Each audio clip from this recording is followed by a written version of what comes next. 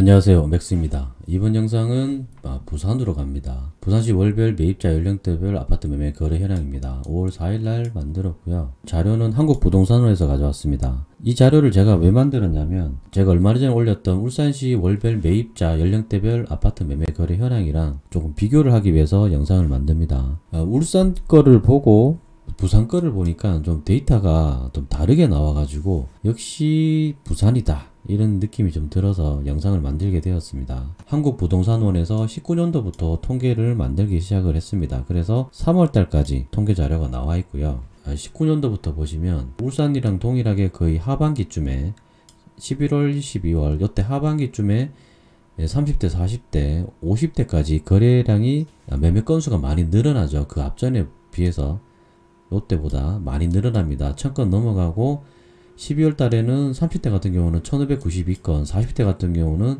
2234건까지 해서 거래량이 이제 매매 건수가 많이 늘어납니다.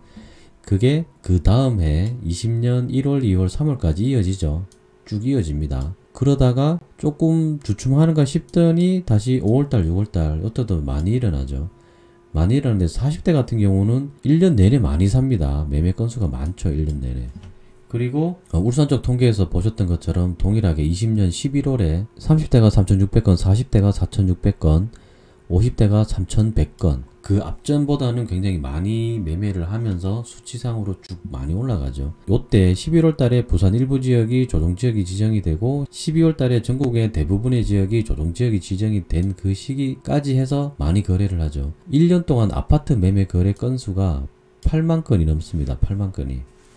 8만 건이 넘죠. 근데 그 이후에 21년도에도 보시면 30대 같은 경우는 또 많이 거래를 많이 합니다. 40대도 거래를 좀 많이 하죠. 40대도 거래를 많이 합니다. 그러다가 22년 6월 자이언트 스텝 금리를 0.75% 올리는 자이언트 스텝 이후에 거래량이 급감을 하죠. 동일하게 울산이랑 동일하게 거래량이 급감을 합니다. 그러다가 최근 들어서 2월달 3월달에 이렇게 다시 매매 건수가 증가하면서 30대의 아파트 매매 비중이 쭉 올라갔습니다. 이거는 뭐 전국적인 현상이 똑같고 울산도 그렇고 부산도 그렇습니다. 근데 제가 이걸 보면서 느꼈던 게 뭐냐면 요 얘기를 하기 위해서 이 영상을 만드는 겁니다. 울산 쪽 데이터하고 좀 다르게 보이는 점이 있습니다.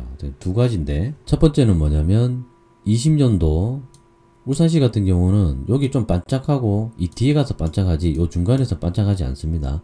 그런데 부산 같은 경우는 요 중간에도 계속 반짝하죠. 그러니까 부산 같은 경우는 30대, 40대, 50대 분들이 20년도에 적극적으로 아파트를 매매했습니다. 그러니까는 조금 화력이라 그러는가 그런 부분이 좀 강하다 이렇게 느껴지는 거죠. 시장의 매수 심리가 좀 강하게 온다. 그러니까는 울산보다는 인구도 3배고 그리고 전체적인 주택시장이 울산보다 더 큽니다. 한 3배 정도 큰 것 같아요. 그래서 구매력이라든지 수요층도 더 넓고 그리고 부산은 부산 사람들만 사는 건 아니죠. 타 지역 사람도 사기 때문에 전체적으로 강도가 좀 세다.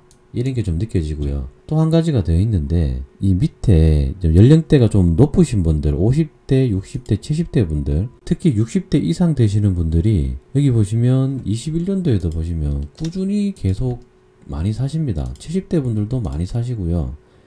22년도 들어서도 많이 사시죠. 거래량이 좀 줄었다고는 하지만 이때도 좀 많이 사시죠. 70대 분들도 좀 많이 사고요. 그리고 최근에 많이 사시죠.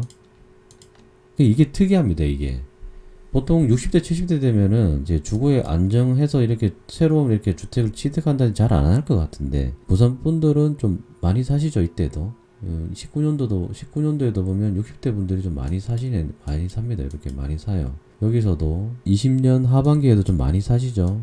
많이 삽니다.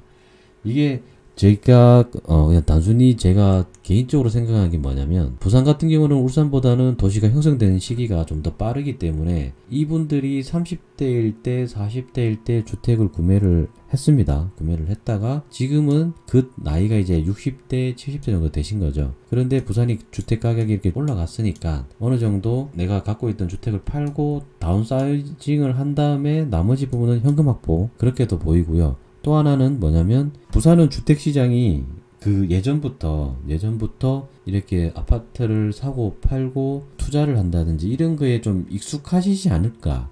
그래서 연세가 있으셔도 이렇게 적극적으로 이렇게 아파트를 구매하는 행위를 계속 하고 계신 게 아닐까. 그리고 보통 나이 들면은 원래 살던 곳에서 다른 곳으로 잘 안 간다 그러잖아요. 그런데 부산 분들은 어느 정도 조금씩은 이동을 하면서, 물론 생활권역을 완전히 바꿔서 이동을 하지는 않겠지만, 그러니까는 뭐 해운대구, 수영구, 남구 이렇게, 예를 들면 이제 거기 대연동이나 남천동 사시다가 해운대로 갈 수도 있고, 해운대에 사시다가 요즘 복잡하고 차도 많이 밀리니까 남천동으로 좀 올 수도 있고, 그리고 뭐 동래구나 연제구 사시던 분들이 같은 연제구 이쪽에 뭐 양정동이라든지 이쪽에 사시다가 동래구 쪽에 온천동이라든지 이런 쪽으로 이사를 가실 수도 있는 거죠.